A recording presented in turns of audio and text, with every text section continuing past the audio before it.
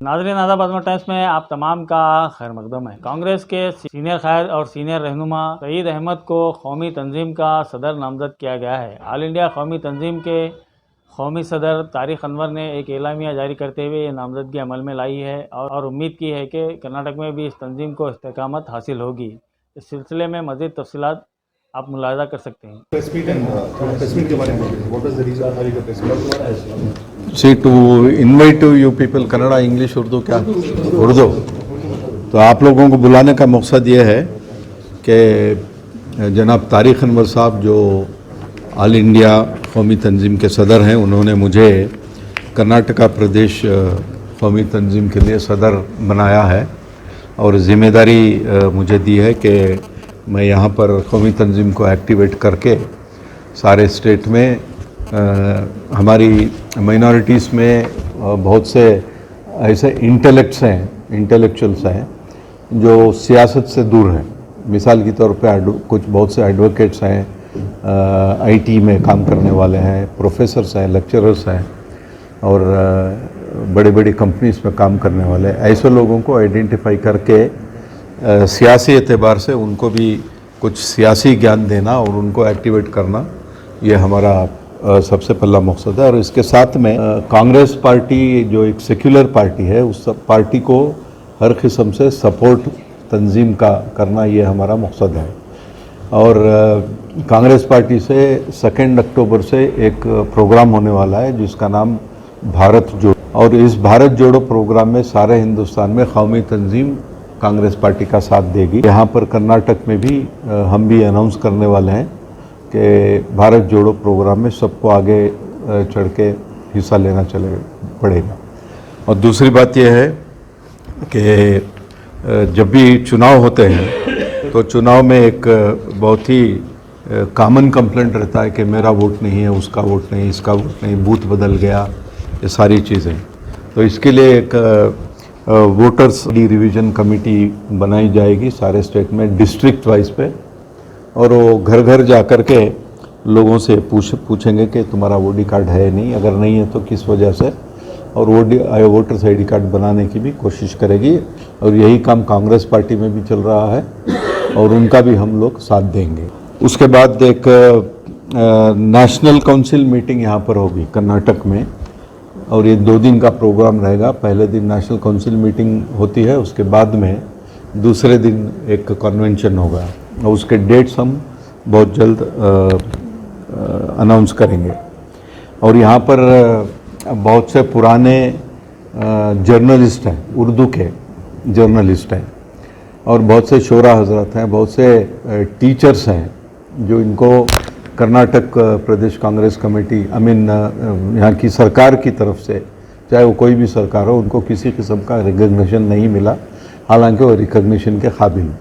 ऐसे लोगों को चुन करके एक तंजीम अवार्ड्स बना करके देना चाहते हैं, और इसी किस्म का अवार्ड्स हमने 94 में दिया था इसी कौमी तंजीम के कन्वेंशन में, जब वीरप्पा मोइली चीफ मिनिस्टर थे और जाफर शरीफ साहब यूनियन रेलवे मिनिस्टर थे।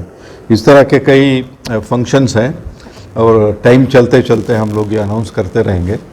ये सिर्फ इलेक्शन के हद तक की बात नहीं है, इलेक्शन हो या ना हो, जो भी सोशल सर्विस हमसे हो सकती है, जो भी काम गरीब गुरबा के लिए हो सकता है, जो भी काम माइनॉरिटीज़ के हक़ के लिए हो सकता है, उसे लड़ने के लिए हम ज़मीन पे उतरकर काम करने के लिए तैयार है। यही हम लोगों का मकसद भी है। और किसी किस्म की ऐसी एक्टिविटीज़ ना हो जिससे कोई भी कॉन्स्टिट्यूशन के ख़िलाफ़ जाए या हिंदुस्तान की शहरियत के ख़िलाफ़ जाए, ऐसा कुछ भी काम नहीं करना। और नौजवान तबके को हम लोगों को एक मैसेज भी देना है कि किसी भी इलीगल एक्टिविटीज़ में इन्वॉल्व ना होते हुए वो एक अच्छे शहरी की ज़िंदगी गुजारने की कोशिश करें। ओके सर, अभी just now you mention about Bharat Jodo, that आप लोग कॉन्सेप्ट करना चाहते हैं। Why is it to give a counter to BJP, because do you believe that BJP is actually trying to break Bharat जोड़ो?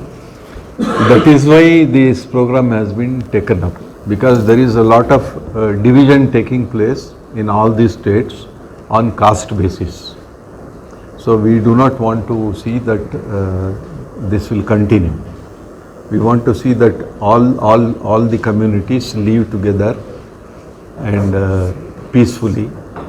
And whatever happens, we follow the constitution.